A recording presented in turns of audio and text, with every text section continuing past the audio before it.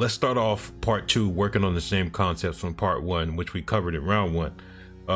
This lead hand from Superlek being used to range control, like we said before, but also threatening, keeping him back. And so when Takeru resets in response to the lead hand, we're finna see right here, he's gonna jump back. He's gonna take another jump back. But as he does that, he kind of gathers momentum and uses that momentum to step into a good push kick. So now he's not just jumping back, resetting, and having to start all over again. He's jumping back and then coming forward with an attack, which is something he should have been doing more of, but he's adapting in the second round. This is probably the most impressive sequence in the fight I've seen so far, even counting the third round. So Superlek is kind of manipulating patterns and subverting expectations. So as we covered before, when he taps, let me look at the first tap. When he taps and then he taps again, so he's doing a bunch of double jabs, and that's normally followed by a leg kick. But instead, when you see the first tap, the second tap, actually he pulls down the guard, so it's guard manipulation. But look at what Takeru is doing. He's raising up that lead leg because he's expecting a leg kick, and he feints it, and so Takeru's defense goes down, which allows him to come over top, over the pull guard and over the expected leg kick. So it's a great setup and a lot of small things in just that 1 second that he did. Oh, and wait, there's more. Then he follows up with a 2. And then as he's escaping out of range, he tries to follow up with a head kick. So he really tried to set him up right there. That was a really good setup from Superlek. And important to note, Takeru is still looking for counters over the jab, although he's not doing it as much as he could have. But he is looking for those counters to try and shut down that main tool of Superlek. I think part of the problem for Takeru, and a major reason why he was absorbing so many leg kicks, is the wrong response in the wrong range. There's a time and a place for everything, right? But him trying to pull out of mid-range, like how he's gonna do right here, he's gonna throw a jab and he's gonna see the leg kick coming, he's gonna try and pull back. But he tries to jump back, and we're gonna show like the difference in reactions. But he's trying to jump back, but he's in mid-range, which means he's still in kicking range even if he does jump back. And that's why he keeps getting caught with the leg kick. The smarter thing for him to do in these situations was to either crash in, making an inside fight where he can still use some of his tight boxing, which is ultimately his goal, or if he wants to pull back, turn that knee out rather than just pulling straight back with no defensive reaction paired with that pullback. I mean, let's look at a difference in reaction between Superlek and Takeru. So we just showed Takeru when he's pulling back, his reaction. Now look at what Superlek, he's on the back foot now.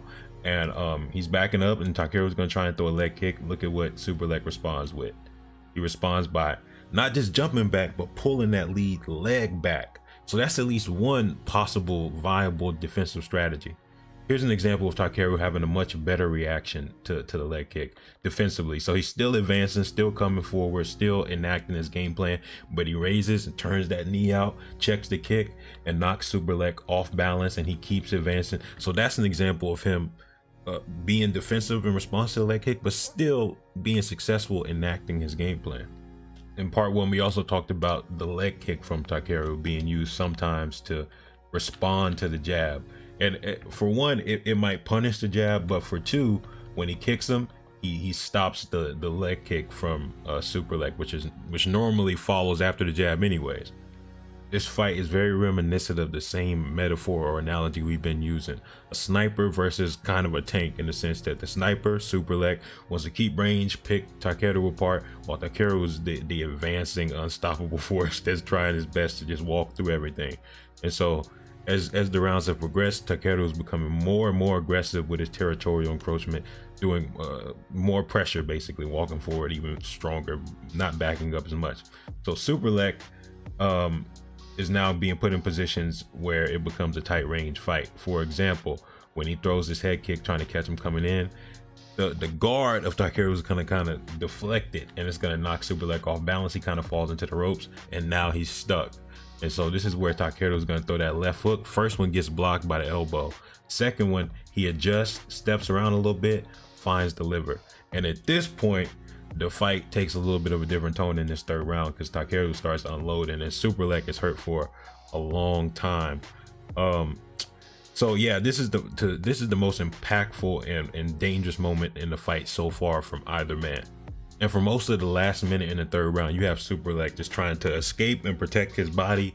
He's getting hit with a lot of good shots, but even while hurt, the sniper is still dangerous and crafty. So watch what he does. This little push right here. A little bit of push for distance. When he creates distance, boom, lines him up for a head kick. And of course, look at Takeru, he does not care. So that's why this fight is kind of fun to watch. You got a dude trying to advance, trying to really close the distance, and you got someone like Superlek who, even while hurt, he's doing these crafty little tricks to create range and distance where he can throw the shots he wants to throw. We will do part 3, I guess, probably tomorrow or the day after. I'm probably gonna work on some boxing stuff at the same time, so you might have a double upload or back and forth. I don't know. We will find out. Fight Scientist, tell me what you think of the score so far, round 1, 2, and 3. Tell me what you think if you watch the fight, and I will see y'all later. Immortality Serum out.